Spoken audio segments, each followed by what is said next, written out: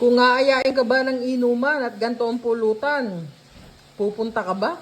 Guys, nakabili ako kanina sa palengke nung pang chicharong bulaklak. And eto, nahugasan ko na siya sa asin at suka. Kaya ngayon, ipa-pressure cooker natin siya para lumambot.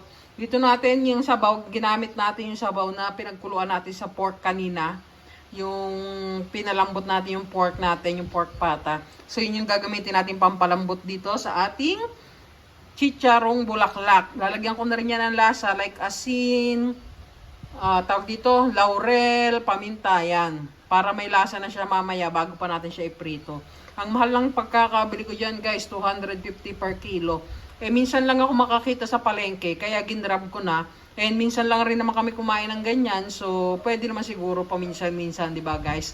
So samahan nyo ako, iluto na natin yan. Ayan guys, nalagyan na natin ng pampalasa yan. Laurel, pamintang durog, and pamintang buo. Asin, and nilagyan din natin ng mga ilang pirasong bawang. So ayan, palambutin na natin yan. I-pressure na yan. Nakalimutan ko guys, although nilinisan naman natin siya sa suka at asin, still, pag nilaga natin siya, let's put yung a little bit of suka pa rin. Para talagang to make sure na wala siyang lansa later pag pinrito natin. Mga about that much lang naman. As in, konti lang. Pang kontra lansa lang. So, let's go. Ito na talaga. Ipe-pressure na natin yan. Guys, pagtapos ma-pressure ng ating chicharong bulaklak, ayan, pagtapos niya ma-pressure sa live, ganyan ang itsura niya. Ayan. Malambot na, guys. Lipat natin dito sa plate. Eesh. Ayan, puro mantika. Lumiit na siya, and then nag-form na siya talaga dun sa mga usually na bulaklak. Yan guys.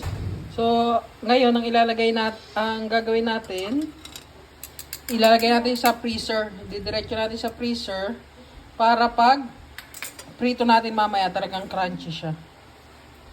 So, it's freezer time. Mamayang hapon pa natin to iluluto.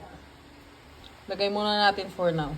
So, ito na ang ating chicharong bulaklak na fresh from freezer. Kaya ganyan ang itsura niyan.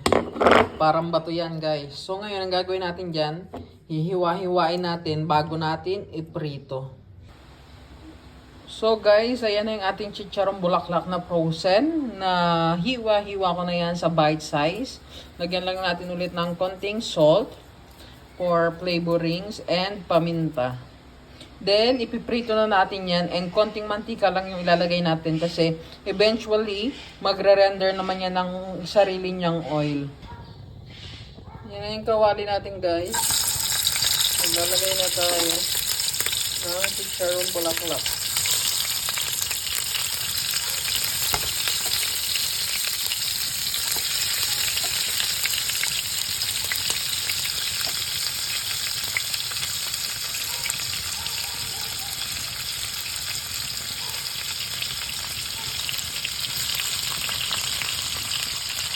Yeah, about that much. So, tingnan natin magiging outcome ng first batch. Tapos, takpan natin ito. Tatalsik yun. Lagyan pa natin konti. Yan. So, tingnan natin magiging outcome niya. Ayan na guys, binaliktad ko na yung ating chicharong bulaklak. And nagdikit-dikit sila and pabor naman sa akin para hindi isa-isa ang pagbaliktad. Mamaya na lang natin ihiwa-hiwalay pagkaluto na silang lahat. So, mukhang magiging maganda naman yung outcome nila. Pinatay ko muna kasi pag di ko yung pinatay, matatalsikan na naman ako ng mantika. Ito na yung first batch ng ating chicharong bulaklak. Yan na, ganyan kadami. And napaka-crunchy niya guys, oh. Sobrang crunchy. Achieve natin yung crunchiness na gusto natin. Flavor wise, parang medyo napaalat yung timpla ko. Pero all in all, good naman siya. So next time, bawasan na lang natin yung paglagay natin ng asin. Pero ngayon, okay naman siya. Isasawsaw pa naman to sa suka. So may chance pang mabalance yung lasa niya. Yan na yan. Achieve natin yung gusto nating crunchiness or texture ng ating chicharong bulaklak. Beer na lang ang kulang. Ayan. So, 2 batch lang yung pagsalang kasi dinamihan ko na yung pagsalang. Ayan o. Sana lang, bago matapos yung isang batch, hindi ko pa ito maubos. And this is it guys. This is our finished product ng ating chicharon bulaklak. And of course, the best sausawan, suka na may sili at bawang. Perfect combo yan. Ilabas na ang beer. Beer na lang ang kulang, may pulutan na.